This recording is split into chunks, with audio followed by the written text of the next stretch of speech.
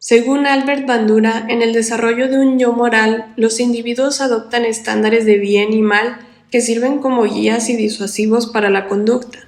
Hacen cosas que les dan satisfacción y un sentimiento de ira. Se abstienen de comportarse de manera que violen sus normas morales porque tal conducta traerá autocondenación. Estas autosanciones positivas y negativas mantienen el comportamiento en línea con los estándares morales. Sin embargo, en una paradoja moral generalizada, las personas en todos los ámbitos de la vida se comportan de manera dañina y aún mantienen una autoestima positiva y viven en paz consigo mismas. Lo hacen desentendiéndose de las autosanciones morales de sus prácticas nocivas. Estos mecanismos psicosociales de desentendimiento moral operan tanto a nivel individual como del sistema social.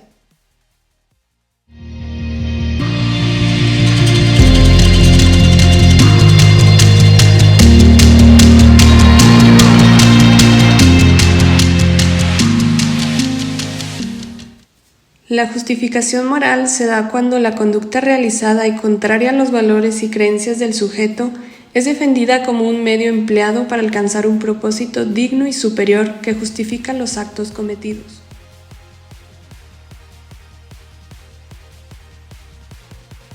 Ámbito cotidiano. Un militar está entrenando para asesinar al enemigo, con la justificación de que servirá a su nación y se le considerará un héroe por atacar a una amenaza. Ámbito profesional. Una persona toma la decisión de explotar en exceso los recursos naturales de la zona donde se encuentra, con la justificación de que ésta venderá más y por lo tanto se creará un número mayor de empleos con un mejor salario.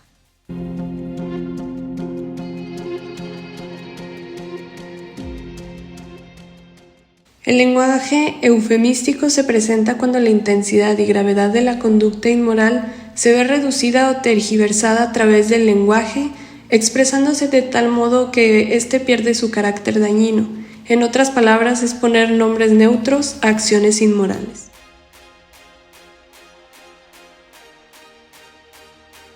Ámbito cotidiano. Un niño se cae debido a que es aventado por otro niño y el culpable se justifica con frases como: solo estábamos jugando, fue un rasponcito, no le pasó nada. Ámbito profesional. Un trabajador se accidenta en una planta de ensamble y el departamento pertinente a analizar su caso considera su accidente como leve y decide no cubrir los gastos médicos, ya que fue una situación por la que no hay que preocuparse.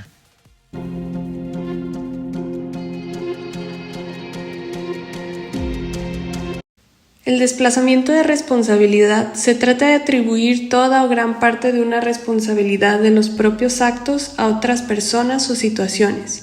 En muchas ocasiones dicha persona tiene cierta posición de superioridad con respecto al sujeto. El azar, el momento y el lugar u otro sujeto pueden servir como elemento al que desplazar la responsabilidad de los actos.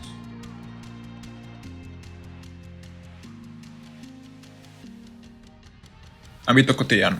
No puedo ayudar a organizar la posada porque mis papás me tendrán envueltas antes de Navidad. Ámbito profesional. Mi jefe me obligó a destruir los papeles.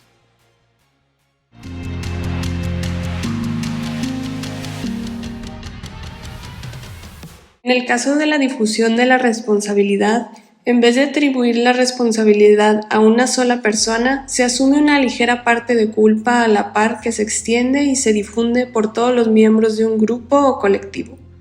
De este modo, la responsabilidad individual se ve atenuada al repartirse la culpa entre todos o bien directamente desaparece.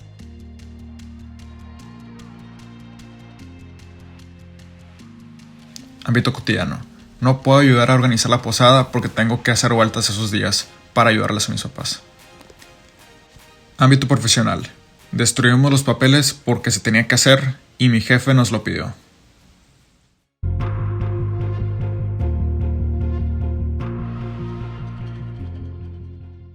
La minimización de consecuencias se centra en considerar que las consecuencias de las acciones amorales son de menor gravedad de lo que realmente son.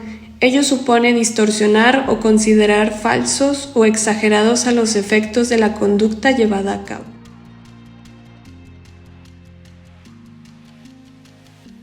Ámbito cotidiano. Al manejar me doy la vuelta en U por el carril de solo ambulancias frente al hospital privado. Pues igual tiene mucho dinero la gente que llega ahí, ni que fuera un IMSS. Ámbito profesional. Decidí destinar el presupuesto a nuestra dependencia de gobierno en comprar nuevas computadoras a todo el personal, en lugar de destinarlo para la mejora de la atención a los ciudadanos. No es como que se van a ir con la competencia, pues somos la única oficina en el estado y nuestras computadoras ya tenían 4 años.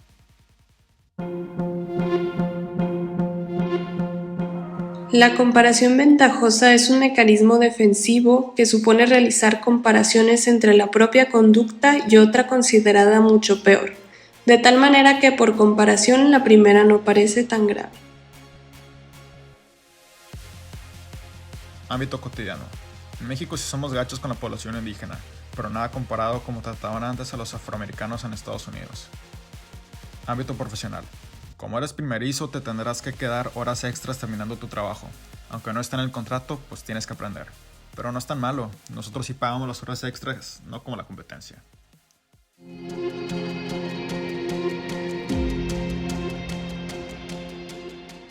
La deshumanización se basa en restarles humanidad a los afectados, reduciendo la consideración hacia ellos como seres y quitando importancia a sus vidas. Ello produce una disminución del nivel de empatía para con ellas, facilitando la reducción o incluso eliminando la sensación de malestar asociada a los daños causados.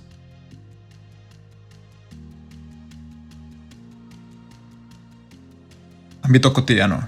Cuando una madre le dice a su hijo al notar a un niño con discapacidad en la calle, no lo veas mucho a los ojos. Ámbito profesional. Si somos acusados de violación de la privacidad con lo que vendemos, es porque los clientes no toman las precauciones necesarias para proteger su propia privacidad.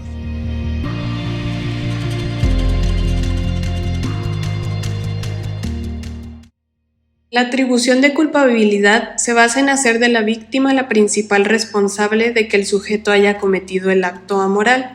La conducta es vista como una reacción normal, derivada o atenuada por la situación, y la consideración de que el otro merecía dicho trato. Ámbito cotidiano. Pobrecita que la asaltaron, pero ¿qué hacía vestida así y sola en esa parte de la ciudad? Ámbito profesional. Quedó lastimado por el accidente en la planta, pero desde que quiso entrar, él sabía que hay muchos accidentes en el trabajo.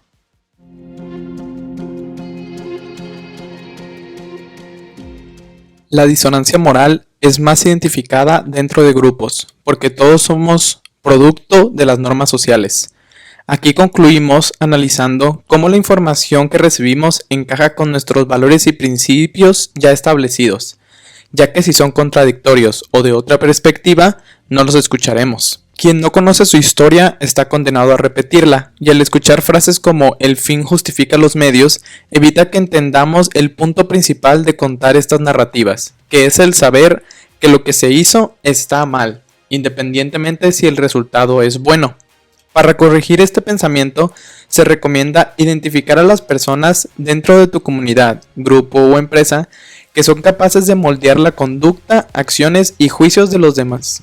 Tal vez sean celebridades, líderes, populares o simplemente una persona con la que todo el mundo se lleva bien, y trabajar con ellas para que muestren un buen estándar y así se puedan resolver problemas como por ejemplo la exclusión social dentro de una empresa. El no minimizar acciones como el que un trabajador le griten, el que un padre le pegue a su hijo, o que síntomas médicos se ignoren a favor de solo comprar antibióticos. Cuando se presenten estos, se tienen que anunciar o publicar para que todos los involucrados, e incluso gente externa, se dé cuenta de la gravedad de la situación y no se deje pasar por alto. Otra recomendación es asumir responsabilidad.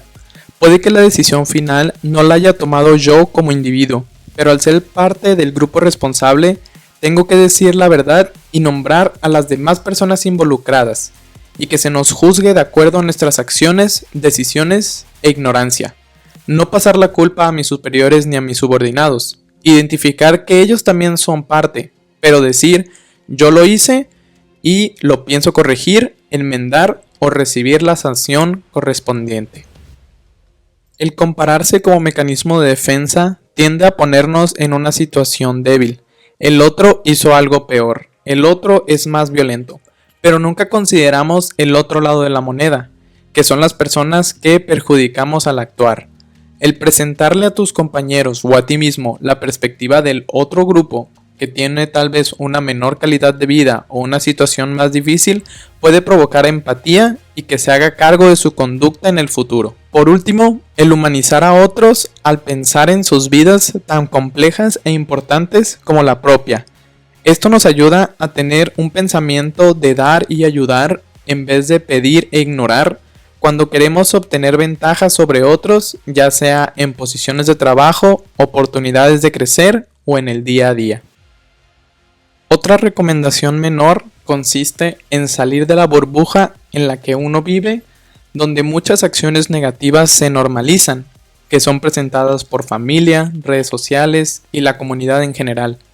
Conocer gente con otros pensamientos, políticos, religiosos, filosóficos, y entablar conversaciones en donde se presenten casos como ¿a poco tú no te metes en la fila cuando alguien se voltea?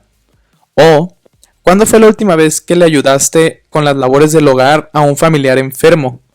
Esto nos permite dialogar con alguien externo a nuestro grupo y puede ser la mejor opción para no caer en la desconexión moral.